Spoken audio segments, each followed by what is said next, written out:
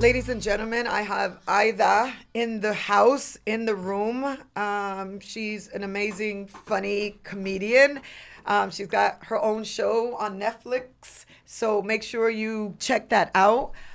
She's been a great girlfriend, and I love her so much. She's been traveling all day, and she still made it her business to be here for me. And I love that because you know what? That's what the show is about, Yeah. authenticity and community. And I'm so happy to have you here, sweetheart. I'm very happy to be here. And you said community, which sometimes feels lacking in this town, especially Yes. with many of us who are like artists and of a different ilk. Like we came here because we Yes. love the art, but, we don't, we just, That's why I decided to do this podcast right there. And let me pause you so that I can read this intro so that you could see how much we're in sync right now. Hello and welcome to the Officially Fly podcast. I am your host, Josie Harris, original Fly Girl, legendary dancer, and esteemed acting coach. As a God-fearing Afro-Latina, boy mom, dog lover, and multi-hyphenate working in this crazy entertainment business, I often find myself searching for authenticity and community. Officially Fly is not just a lifestyle brand, it's a movement. So I would love to invite you to embark on a spiritually enriching journey uncovering heartwarming stories by extraordinary people. My mission is to inspire you to drop into your fly essence because when you shine, we shine. Officially Fly, curating excellence, highlighting remarkable souls and their exceptional treasures. Ooh, so fly. It's official. Welcome to Officially Fly.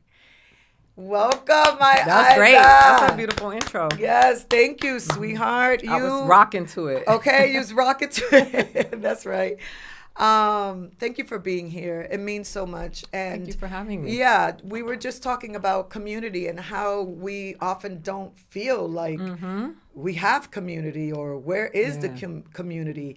And this is why I wanted to create this space because I wanted to be able to have my friends come and really talk about what is community today. What is community for you? Wow, community. I can't help but to get, how I get when I start talking I do, but about these things. yes, but that's what we're here for. So share your heart. So the Speak thing your is, mind. we are a village people, right? Mm. And that was one of the things that was taken from us immediately, Right. during colonization because community is village. It's us taking care of our parents and our grandparents taking care of the children. And it's just this cycle of life. And so it feels, and I think all people, not just people of color, all people started Okay. off as village people. Right. Well, so the thing is, it feels when you're tapped in, to your spiritual self, your God, and all of that, it feels alone when you're not Yes. going with your community, your tribe, your village. Yes. And some people have convinced themselves that they don't need anybody and that they can do it on their own and they connect to this machine that sucks out their life force, but it's not real. It's just not. It's almost impossible to go alone, Yes. right? Because Yeah. there's just I don't know how How? you do that. How? Yeah. Yeah, that's narcissism. Yeah, that do- that's totally at its best. right. But so for me, community is everything. It's about my company is about having people that are younger and people that are older, and everybody servicing one another. And the goal is not to get rich. Of course, we got to live, not to be famous, but to create stories and content that show us in our best light. And the best way to do that is when everybody's tapped in. That's right, right? Because it really takes a village. You're not alone, and that's crazy to think. I've traveled alone at times, so that's what happened to me. Either actually, it reminds me that.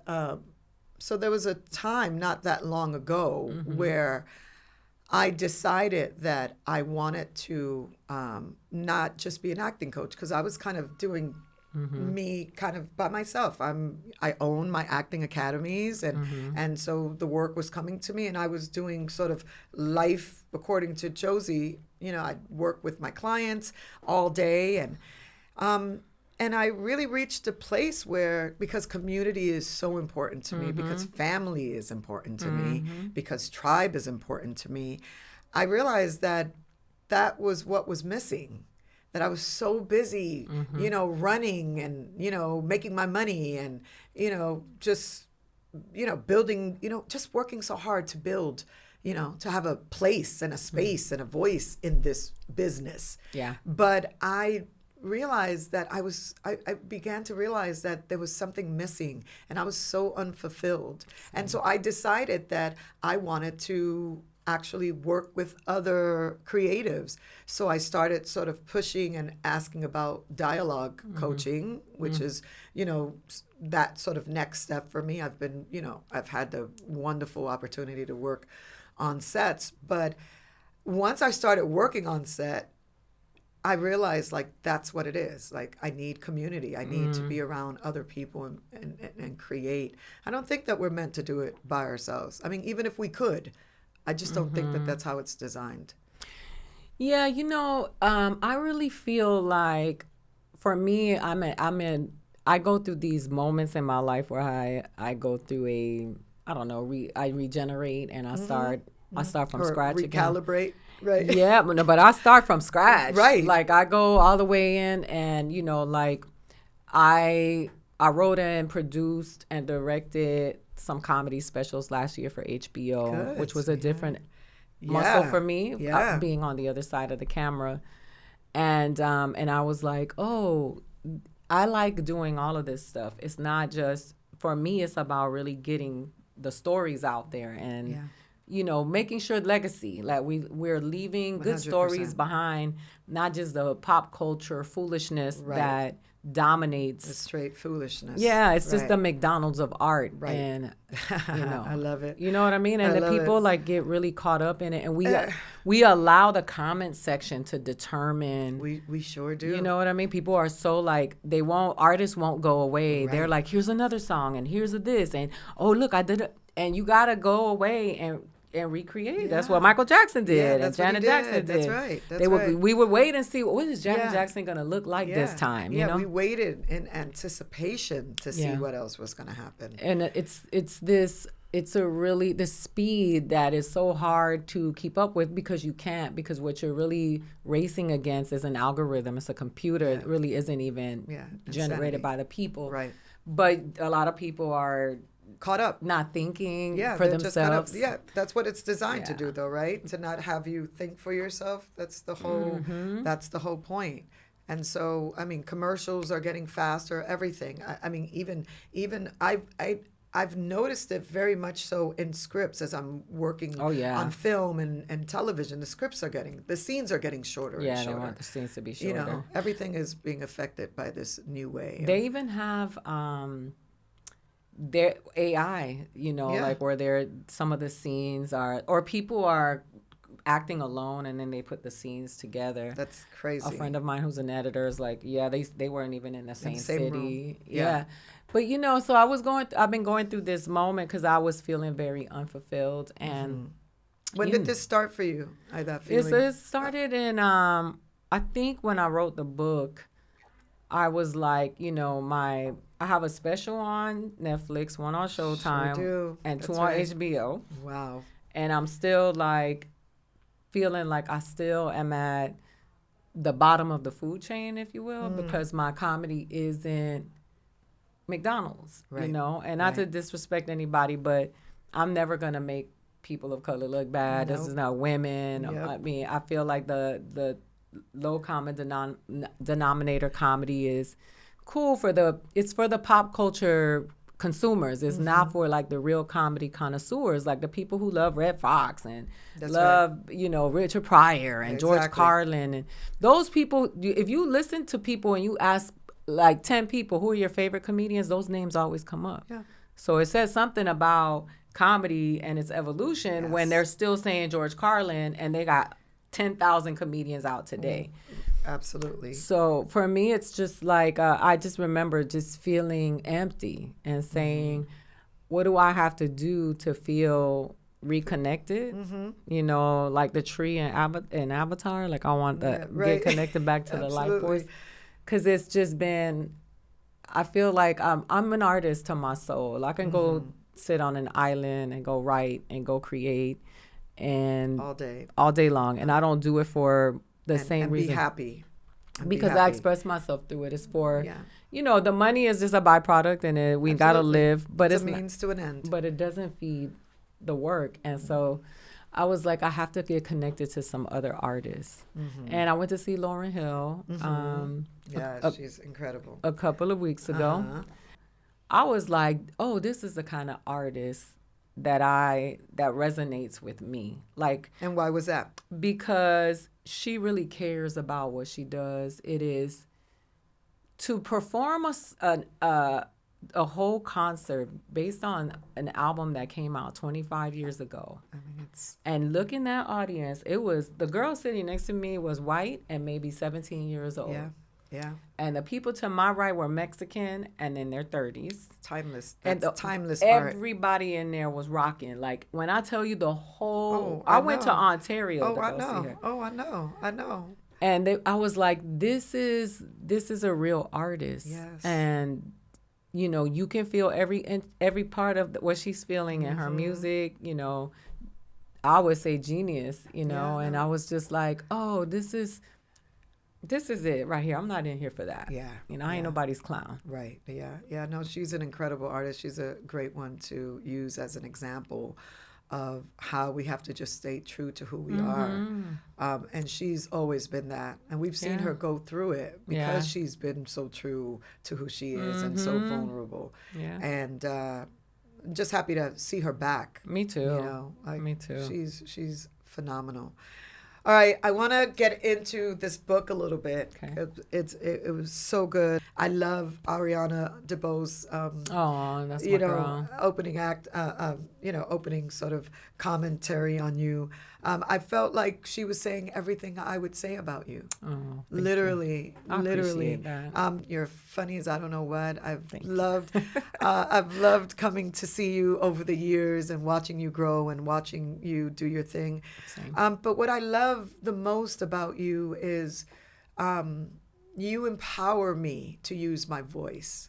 You really do. Well, good. Thank you. I really want to say that. And I've been waiting to say it, you know, here, because I want you to get your flowers, you know, because I've been really blessed to have an amazing, you know, career and journey. And I feel like I'm really just getting started, right? Yeah, like that's right. Just getting started.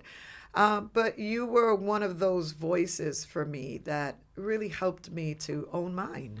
And I've never shared that with you. Thank you. And you continue. I love what you're about. I love how you know what you're talking about when you talk it. Because a lot of people talking, they sound real smart, but they're not saying nothing. They're not saying anything at all. And so I feel so much, like I swear, I feel like you shared so much in this book. You were so vulnerable, so many wonderful characters. There's a movie here. There's a movie here, and I hope that that's what you're working toward. Kind of. At this pitch meeting you were at earlier today, because there's such a movie here. I think that this story needs to be told.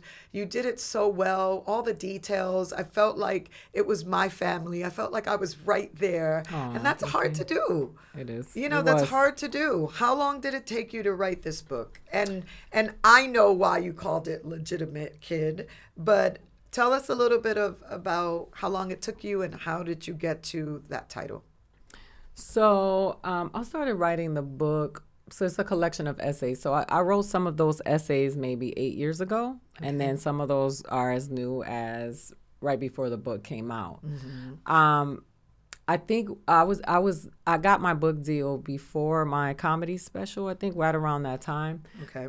That my HBO special. So when I went to the Dominican Republic to do my documentary about my father. Yes. That's when I came back and I was like, I know where I'm going to take this book, and that it's going to be an accompaniment to the comedy special and the documentary. The three of them go together. Nice. So smart. So legitimate kid comes from the idea of when I was a kid, and kids play the dozen. Somebody called me a bastard because I didn't have my father's last name, Right. and I was really young, and I was very affected by it because when I asked my mother what it meant, she was like, "Oh, a bastard is a kid that their father didn't sign their birth certificate." She never even, it didn't dawn on her that she was talking to me. And then, that sent me on a journey of feeling less than. Because what happens in poor communities is that people find something to focus on somebody else so that they can make themselves feel better about themselves. Because in my community, we were all poor. Yeah, it's survival of the fittest, right? Right? It's concrete jungle, better figure it out all day, or else. Or else you fight, and that's right. There was some of that too. But when that girl called me a bastard, it sent me off on this journey. And it was a good thing then. My quest for legitimacy. It's a good thing. That's right. But it was a lot of twists and turns, and in me searching for that legitimacy, it showed up in my relationships, my familial relationships, romantic relationships. And I know there are a lot of people that feel that way. And it's like I remember my driver in New York was taking me to the airport, was a white guy from Staten Island. And he was a product of an affair. And he knew where his father lived, and he used to drive by, but he never ever met his father. And he was like, I read your book, and I'm going to go meet my dad. Wow. And I was like, those universal themes that all people experience, And so it was just that search for legitimacy. And for some people, it's validation. For some of it, it's all of that stuff. In different forms, right? Yes. Yeah, different colors. Yeah. And if you don't see about it, it will show up. If you don't tend to the scars of the child in you, that child would disrupt your life until you leave here. Yeah. So you have to tend to those scars. Yeah. You have to talk to that little, that little girl in you. I know all about it. Being born and raised in Harlem, born half African American, half Latina, Puerto Rican. So I feel like I definitely felt it. Oh yeah. Just even within my family, which you talk about often. Okay. And so let's talk about that. How has it been for you just growing up? In the book, you say at first you didn't even really play too much into your Dominican side. How was that for you, and how did that affect you growing up mixed? People are dumb, and the stuff we focus on, because a lot of people, we're always like, people of color as a result of colonization and all this stuff. I went to Ireland last year, and we were in Dublin, and so we were going to Belfast because I'm a Game of Thrones head, right? And I was like, I'm going to the studio, and they were like, oh, you can't go to Belfast because Belfast and the North and the South has beef. Right. It's like the Crips, the blood of the Crips out there. And I was like, oh, people are dumb all over the world. Right. It's all a global thing, right? And then, and then I have a friend who's Italian and was talking about the Sicilians. And so with the Puerto Ricans and Dominicans, there's always this thing of, and the funny thing is one of the white girls that worked on the production of my special was like, y'all kind of the same to me. Like, what's the difference? Because she doesn't speak Spanish. And I was like, no, we speak differently. We have different music. She was like, y'all look the same to me. It was you could not convince her. It was amazing. We were the same. But we are the same. We really are. And, it's going to take like aliens to come to the world and start wreaking havoc for us to be like, oh my God, we're people. We got to stick together. Right. And, but anyway, being told, I grew up in a very Latino community in Miami. And in New York, when we were in the Bronx, it was very Puerto Rican. Exactly. Right? It wasn't the Dominicans. But in Miami, it's more Dominican, right? Well, in Miami, Cuban. But a lot more Dominicans too, because the Puerto Ricans are like in Orlando and Central Florida. But I was always told, like, don't tell nobody you're not that. You Puerto Rican. That's it. Your father is not here. You are Puerto Rican. Right. And that makes you feel bad about, because you don't know if they don't, if nobody's explaining to you where this beef is coming from. I'm Dominican, so I start feeling like part of me is there's something wrong with me, so I start hiding it, and then it was just ridiculous. Yeah. It was very ridiculous. How did you hide it? I just never claimed it. So you just never claimed it at all? No, because I had no ties to my Dominican side. I was Got you. always with my Puerto Rican family. But did you feel a connection to? No, I felt different, and I just felt different. And maybe I did feel a connection, but it was suppressed by just not being told. And it was funny because when I would dance merengue, people would say she dances like a Dominican, and my uncles would say it's in her blood, and my mom would be like, "Stop doing that!" Like so bad at my dad. It didn't even have anything to do with Dominicans. Nothing it was at all. really about my father. That's how we do. Yeah, and it was so I grew up super Puerto Rican, and I've embraced my Dominicanness, and I'm proud of it, and I claim it. But to say that it's that I naturally, Dominicans are always telling me, yeah, you sound like a Puerto Rican, and I'm like, it was my mom. That's who I was. You with. were born and raised with your mother, so absolutely. So there's so many things about this book. I mean, there's so many chapters that I love. But one of them that sticks out is obviously the story of you and your father. How is that relationship? I'm still processing that. Yeah. One thing I refuse to allow myself to do is to get coerced into creating a fake relationship with my father because we found each other and try to pretend like, oh, I'm his dad. That's my daddy. Like it would be disingenuous for me to do that. Right. We're getting to know each other and it's taking time, and that's it, And the best we can be, he's my father and I love him and we'll have a relationship from now on. But I'm not going to act like we're, it's been turbulent. He has a whole bunch of other kids. Wow. They all grew up with him. They call him Papi. I don't call him that, And it's very different. It's it feels weird. I just had a conversation with him a couple of weeks ago and we really laughed together and it felt good to just have this. That's good. But I don't know him like that. I was just going to say, you don't. You really don't. And, you've got to protect your heart and you guys have to get to learn each other. How are you feeling about your mom? Yeah, I love my mom. I had to learn a lot about my mother. When I interviewed my mother for this book, I learned a lot about her and her experience. And I urge you younger people who are on TikTok talking smack about your parents to just do an exercise one day and sit down and just take it for a minute. Imagine them being children with the parents they had and the tools that they had and just give them that grace for a minute. Because I just look at my mom, even now I can still see the little girl in her that never had a chance to really grow up.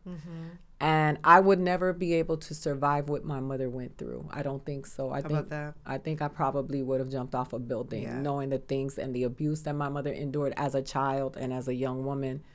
I have nothing but respect for her. And you have a very big significance in my life. And I was obsessed with you because I didn't see Afro-Latinas. It was... before us, it was Irene Cara. Yes. Right? Say it. Having an abortion in fame. Okay. Right? Why? Right. But it was hardship and struggle. And then, just, I don't remember, and then knowing you and knowing about you and seeing you, I was like, we used to idolize you. Like my cousin and I. That's just crazy. Used to be like, you and that Remember the Time video. Thank you, sis. That's the way love goes with your blonde hair. That was what was determining what we were looking like. That's what we were following. We were like, those the genes right there. I love you for that, sweetheart. Yeah, big impact. So I see you trying to put it on me, but this podcast is about you. So let's get back to you. How's it going? You being on Netflix and having your own show and shows. How's that feel for you? It feels good, but like I said, this capitalism thing that's just sped up and is driving us, it makes you feel like you're not doing enough or you have to always work and you got to keep going. So I've been learning how to take a break. Yeah, good. And stop so I can really create good art. Yeah. Yeah. I don't think you can help but create good art. What what would you tell your kids today, Ida, about your journey? Anything that you would have done differently? My daughter and I had a conversation this weekend about it. You know, I have regrets. I when I hear people say I have no regrets, I admire that. Sometimes I question it because I think it's just human nature that some things that caused you pain. I don't regret my children. I Right. would do that all over Amen. again. Amen. And but in spite of what happened, I would do that all over again. But there are quite a few things that I would do. You know, I had an opportunity to go model in Milan, and I didn't go because I didn't want to leave my son. Right. And nobody ever instilled in me that there was a possibility that I could take him with me, that I would be in an income bracket that would provide for me to have my Right. son with me, because I didn't think beyond the prison that I was in. Yeah. Yeah. And also I was letting a man tell me that that was not that would make me a bad mother. You know, there were a lot of things that I would do different, and I don't know if it's about regrets, but if you have the opportunity to redirect yourself and avoid pain and hardship and things that happen to you, why wouldn't I? That's right. You know, I think That's it's it's real hoity-toity to say I have no regrets, Yes. everything. That's crazy. But there are some That's things. crazy. There are some people I would not know today. Okay, If I how had the about that? opportunity That to keep part. walking and be like, yo, Yeah. I would. Right. Yes, absolutely, Yes, I would. absolutely. I think about when I read your book, like you've been everything. You were a model. You were an assistant manager for an independent label. You were a travel agent. I mean, Yeah. you have done it all. Surviving. Survival of the fittest. I mean, to the upteenth degree. If there was something else you could be doing, what else would that be? I only wanted to be an artist since I was a little kid, right? I used to put a towel on my head and grab the broomstick, and I've always wanted to be an entertainer. I used to an actress. The first script I wrote, I was like 13 years old. Wow. You know, I've only wanted to do the arts. But if I always said that at some point in my life I would teach. I love children, and I love to see What would you them. teach? What subject? You mean teach like I would at a teach. school? I would teach little kids. I love that. Yeah, I would I teach love that. somewhere, and I love to see the exploration in children and to see their wheels turning. And at one point I thought I wanted to be a lawyer, because I feel like a lawyer and a stand-up comedian, like a lawyer, stand-up comedian, and a pastor, they all pretty much, they're just doing the same thing in different arenas. Oh my goodness. But Hilarious. yeah, I always said that I would do those things. I remember having a lot of jobs. I started working when I was a little kid, Yeah. and Your resume is incredible. the jobs were all part of the experiences that I use in my stand-up now. I was a terrible bank teller. I was like, I never ever balanced. I think that when I would balance the teller line would clap, because they were like, she Hilarious. balanced today. I was awful. I was a terrible bank teller. Travel agent was very short-lived. I see you being a good travel agent though. Yeah, but I just wanted to travel. The only reason I was a travel agent was because I could get discounts. But when it came to other people's reservations and stuff, I messed up people's stuff, which is probably why I got fired. Hilarious. But, if I had an opportunity to teach, I would do it. Is there any advice you would give to an upcoming comedian? Yeah, I always say don't quit. I always tell younger comedians, go as you, because you are going to eventually show up anyway. So your imitation of your favorite comedian doesn't make you a comedian. It just makes you, a fan. Love it. And I feel like if you really love the craft, then you will pour into it. If you do it to get famous, Absolutely. you'll be over there with the McDonald's people. Yeah. Yeah. I want to ask you this question, and it's, what is your legacy that you want to leave? For me, it's about, uplifting, creating stories about the strength of the human spirit, to create, to do the storytelling that lives on through me, that my great grandfather, because I had the privilege of spending time with my great grandfather.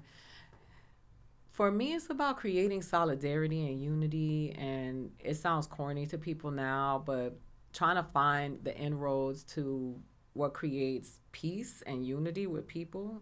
I feel like the darkness is kind of catchy according to social media, but I don't really believe that. I believe that innately most people want the same things. Yeah. And for me, you know, for me, I'm like, as Dame Dash would say, you know, I put it on my last name. And love it. That name that I was so ashamed of because I was illegitimate as a kid. Let's go. For me, it's about understanding how proud I am of it now and letting that name carry on. Because Rodriguez was one of the biggest colonizers from Spain.